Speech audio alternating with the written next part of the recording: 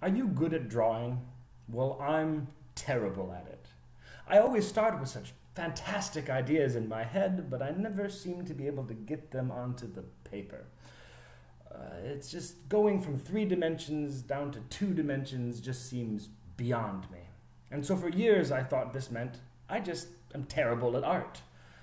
Then one day my dad gave me a chunk of soapstone and a knife and said, "Why don't you give that a try?" So I did, and it turns out that going from 3 dimensions to 3 dimensions, much easier for me.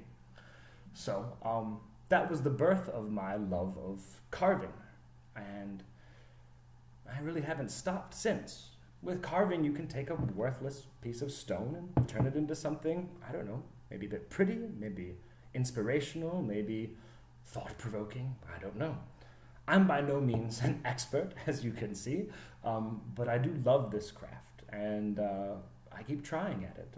My recent projects are this lovely stone dragon and this lovely wooden dragon. Yes, we moved into the new medium of wood.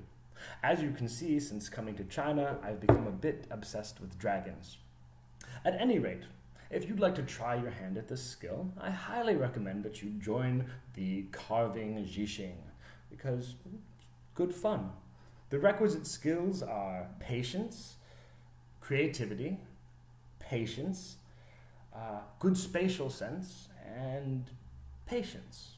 So, if those are qualities you have and an interest that you might want to explore, please join us in the Carving Zhixing.